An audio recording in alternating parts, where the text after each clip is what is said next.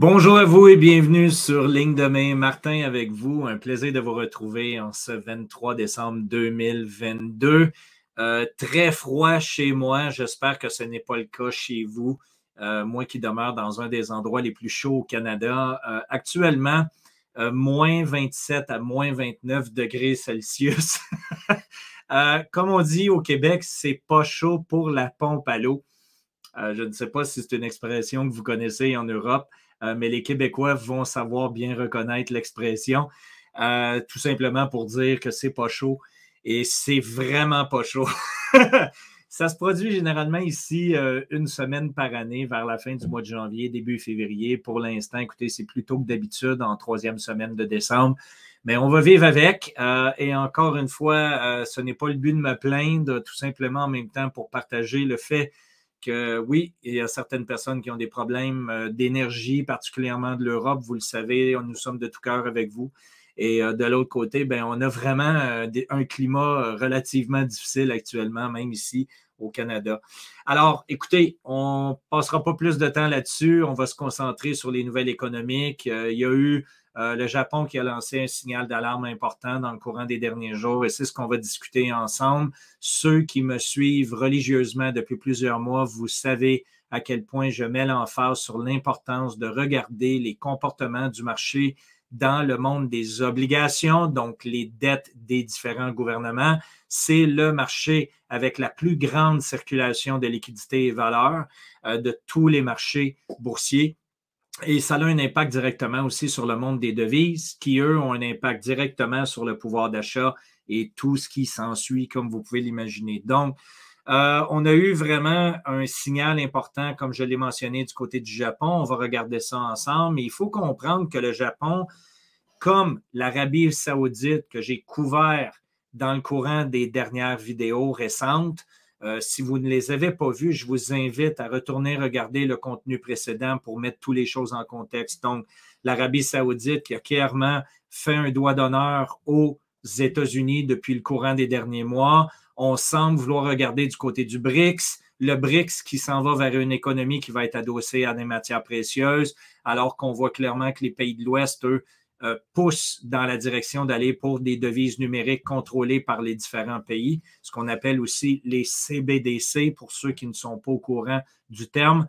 Et là, ben, le Japon, j'en avais parlé il y a plusieurs mois en arrière, à quel point le Japon avait commencé une vente de feu, en fait, dans les obligations, ce qu'on appelle les bons du Trésor américain. Donc, les fonds de pension, les gouvernements détiennent de la dette de plusieurs différents pays, encore une fois, toujours dans le but de diversifier les actifs. Et souvent, vous allez avoir évidemment des lignes de swap, donc des lignes d'échange qui sont mises en place pour échanger certaines devises avec certaines obligations et ainsi de suite. Ça se produit au niveau institutionnel, ça se produit au niveau étatique aussi, okay, dans les fonds de pension et autres.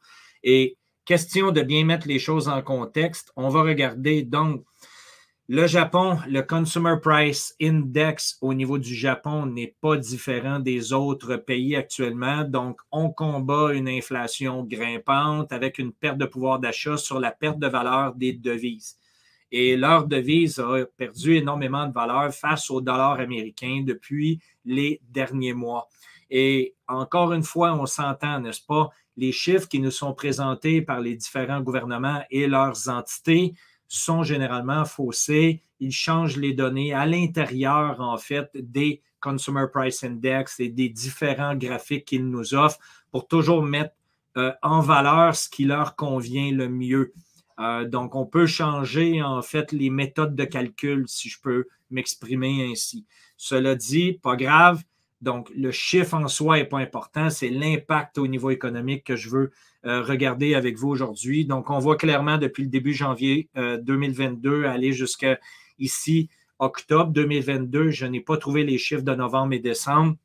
On a eu une augmentation du taux d'inflation au Japon et on a une augmentation de l'inflation. Donc, les taux des obligations ont été changés drastiquement, ce qui a eu comme impact d'augmenter la valeur de la devise, qu'on appelle le yen. Donc, le yen japonais a pris de la force avec le taux d'intérêt qui a augmenté sur les obligations du pays. C'est ce que je vais vous montrer à l'instant. Et voici ce qui s'est produit le 20 décembre dernier. Donc, il y a eu un mouvement très important sur le taux d'intérêt des obligations 10 ans. Vous le savez, le 10 ans est le terme dont les investisseurs regardent le plus.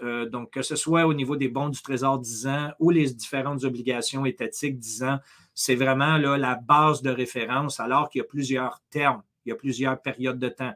Vous avez des obligations 30 jours, 1 mois, 2 mois, 6 mois, 12 mois et autres. Ici, on regarde le 10 ans comme étant le taux référence. Et vous voyez qu'on a passé d'environ 0,25 à 0,5 sur le taux, ce qui s'est produit en fait sur une période d'environ 48 heures. C'est majeur. C'est en fait un appel de marge. Et qu'est-ce qui se produit par le fait même? Vous comprenez que ça a un impact direct. Ce qui est évident ici, c'est que le Japon, premièrement, ici, regardez bien ce qui est important de reconnaître. Le Japon est le pays actuellement qui détient le plus d'obligations américaines. Et comme j'en ai parlé il y a plusieurs mois en arrière, la liquidation des obligations avait démarré. Donc, vous voyez qu'en novembre 2021, on avait 1,3, donc 1,3 milliard de dollars, donc 1328 milliards de valeur au niveau des bons du Trésor américain en portefeuille du côté du Japon. Et vous voyez clairement qu'on a commencé à diversifier les chiffres. 12,32, 12,18, 12,23, 12,36, 34. Et là, on a commencé à avoir une baisse, donc une vente. Et on est en train de poursuivre notre vente. Donc 12,34, 11,99, 11,20, 1078, ainsi de suite. Et le Japon est le pays, à défaut de me répéter, qui possède le plus d'obligations américaines. Elle est en train de liquider les bons. Donc, si elle liquide les bons, elle doit trouver des acheteurs. Et s'il y a très peu d'acheteurs, comprenez-vous que les prix doivent continuer de descendre jusqu'à temps que ça soit alléchant pour un acheteur d'acheter le bon au prix qui lui convient. Et c'est la raison pourquoi qu'actuellement, on voit les taux d'intérêt augmenter, que ce soit du côté du Japon, tel que je viens de vous le montrer, mais aussi sur les obligations américaines. Donc, si vous constatez dans la même journée, dans l'ellipse ici que j'ai ajoutée, c'est le mouvement qu'on a vu dans la même période, donc dans la même journée, lorsque le Japon a réagi sur ses obligations 10 ans, vous avez eu automatiquement aussi une hausse du taux sur le 10 ans américain, ce qui a aussi un impact automatique sur l'échange de la devise, parce qu'encore une fois, si la position du Japon est de renforcer le pouvoir d'achat de sa devise face au dollar américain, bien, il est tout à fait normal que vous avez le dollar américain qui maintenant perd de la valeur face à la devise. Et si vous vous souvenez bien, j'en ai parlé, tous les devises actuellement perdent leur valeur. Le dollar américain est le dernier. Et là, qu'est-ce qui se produit? C'est que tous ces gens-là, le Japon, l'Arabie saoudite et plusieurs autres pays, sont vos alliés jusqu'à temps qu'on tombe dans le jeu du chacun pour soi. Et là, vous comprenez bien que tout ça est politique. Et quand les politiciens commencent à perdre la valeur du peuple, eh bien, c'est là où on a des changements, parce qu'on veut plaire, évidemment, pour pouvoir se faire élire à nouveau, pour pouvoir corrompre les élections et tout ce qu'on a besoin de faire et garder une perception positive, n'est-ce pas? Donc, la réalité, c'est qu'actuellement, vous avez l'Arabie saoudite qui, au fil des derniers mois, a clairement identifié aux Américains qu'ils n'étaient plus des alliés potentiels. Et là, vous avez le Japon qui commence à liquider ses positions des obligations américaines aussi, ce qui met énormément de pression sur les différents marchés, alors que les prix s'abaissent. Donc, comprenez bien, si les taux d'intérêt augmentent, ils doivent augmenter pour que ce soit intéressant à un acheteur d'acheter et de recevoir un intérêt en échange. Et si les taux d'intérêt sont trop bas par rapport aux valeurs de devises, eh bien, c'est là où vous avez des échanges entre les différentes devises et les obligations. J'espère que je me fais bien comprendre. Donc, l'impact réel baisse de la valeur du dollar américain face au yen japonais. Et on a eu une augmentation du taux d'intérêt sur les obligations 10 ans, ce qui signifie que la quantité d'obligations qui ont été liquidées continue d'augmenter sur le marché. Donc, vous avez de plus en plus de vendeurs et moins en moins d'acheteurs avec les prix actuels. Et automatiquement aussi dans la même période, donc on a eu un mouvement haussier sur l'or et bien entendu qu'on a eu un mouvement haussier sur l'argent encore plus drastique.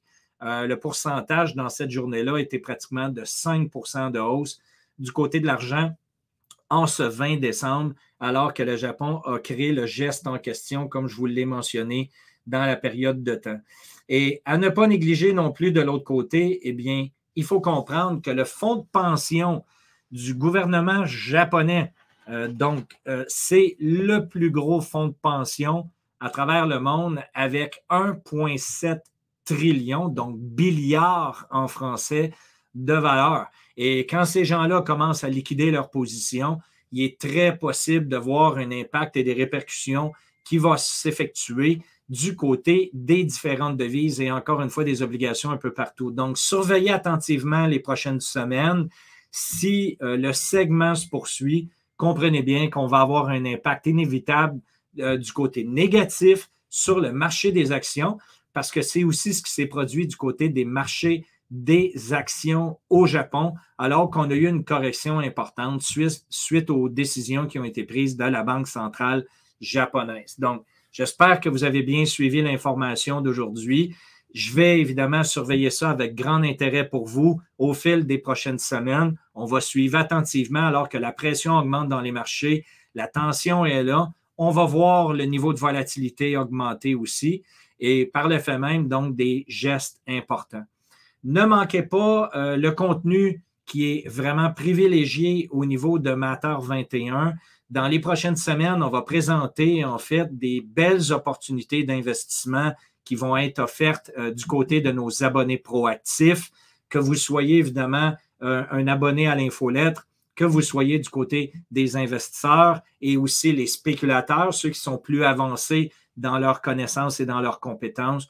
On va avoir des produits à leur offrir en début 2023. On va lancer ça en grande pompe dans les prochaines semaines. D'ici là, je vous souhaite un joyeux Noël, de très belles fêtes. Profitez-en en famille. Gardez votre niveau émotionnel et mental élevé pour passer à travers la crise qui se présente devant nous. Pour le reste, je vous aime. Comme d'habitude, on se revoit la semaine prochaine. À bientôt.